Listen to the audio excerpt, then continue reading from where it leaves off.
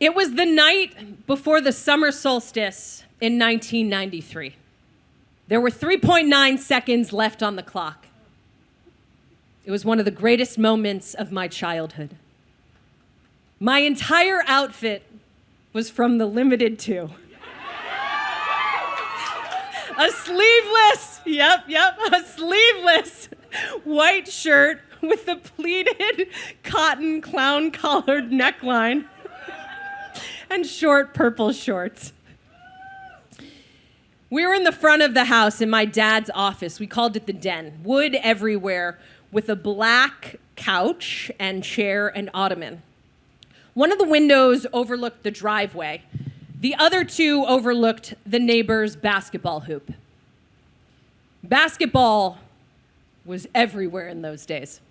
There was no greater time in the history of sports or childhood to grow up than Northeastern Illinois in 1993. The greatest hero of all time lived 15 minutes up the highway. And when I saw him at the now demolished Chicago Stadium, I saw him up close alongside the other legends.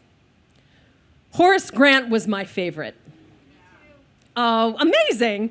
Well, for me, it was because I liked to make referential connections at an early age, and my baby nurse's name was Emma Grant. That was it. That was the reason. In fact, one of the 2 times I ever got in trouble in school was in 2nd grade when my class saw a presentation about Greek mythology and labyrinths, and our teacher asked us to all stay in our seats after the presentation ended. And I must not have heard her, because I noticed how the auditorium rows perfectly resembled a labyrinth, and I started weaving through them. And I got in trouble with a bunch of troublemaking boys, but they were rambunctious, not intellectually curious. Which is why, no surprise, in college, as you now know, I majored in Latin, classical studies. And I also had season tickets to all 4 years of Penn basketball. At first, it was an homage at Penn. I went to Penn, the Ivy League school, not the state school. It's a joke between my friend Dubs and me. I literally once we're going rogue, on a virtual date in the early part of the pandemic, this guy is like, oh, where'd you go to school? And I was like, Penn. UPenn. He's like, oh, like the Ivy League school, not the state school? And I was like, uh-huh. And he goes, you wanted to make sure I knew you went to the Ivy League school? I was like, uh-huh. He's like, my ex-girlfriend went to Penn. I already know about this. I was like, this is... We never saw each other again, obviously. So Penn, where I went, I had season tickets all 4 years, now that we've taken that detour. And at first, it was an homage to my childhood. But by junior and senior year, I had friends on the team. But by then, I had also long stopped watching professional basketball. I couldn't cope. I was still angry that Phil Jackson abandoned us for the Lakers, that Michael Jordan played for the Washington Wizards, and that he fucking cheated on Juanita. I was pissed about that, okay? And played well, you know, everything was still untainted in 1993. Pat Riley was Coach of the Year. I'm gonna get kicked out of New York, and while I always thought he looked like a sleazy motherfucker, I respected him because he coached Patrick Ewing. See, white, Jewish, 10-year-old ballerina figure skaters obsess about basketball differently than most fans. I thought about the aesthetics, the subtle connections, not the stats. Like, I love the way Hakeem Olajuwon sounded on my tongue. And I never understood why the best player from a state that I thought was entirely Mormon, with a team name based on a music that originated in Southern black communities in the early 20th century, was a floppy-haired white dude named John Stockton who went to Gonzaga University. I remember thinking, what the fuck is a Gonzaga? Right? What the fuck is a Gonzaga? I went to the Ivy League Gonzaga, not the state school. In 93, I knew the starting lineup to almost every single team in the NBA. But nothing was as exhilarating as when Ray Clay announced my team. The lights would shut off. The Alan Parsons Project Sirius would begin tapping against my eardrum.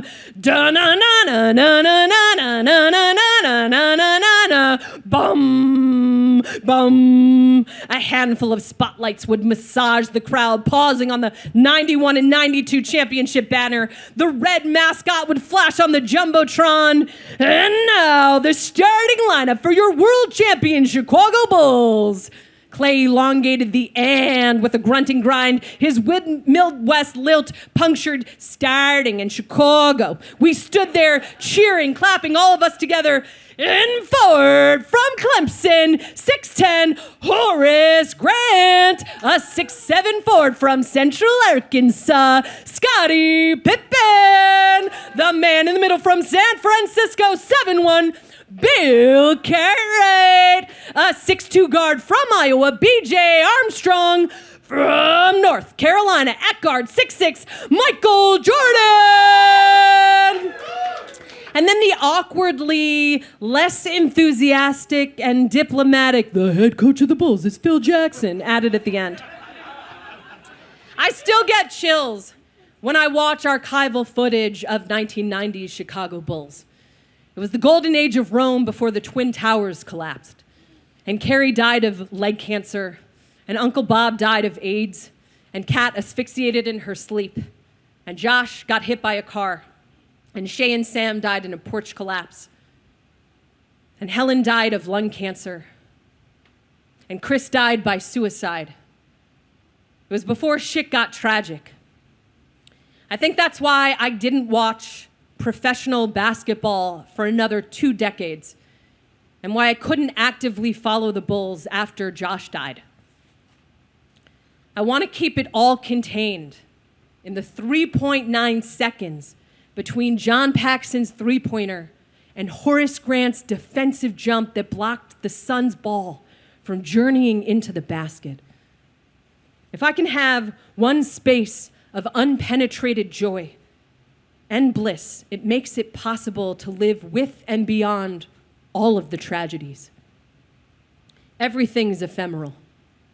The Chicago Bulls dynasty, the lives of too many of my loved ones, my childhood obsession with basketball. But just knowing that untainted magic is possible makes moving forward amidst the laundry list of grief better than bearable.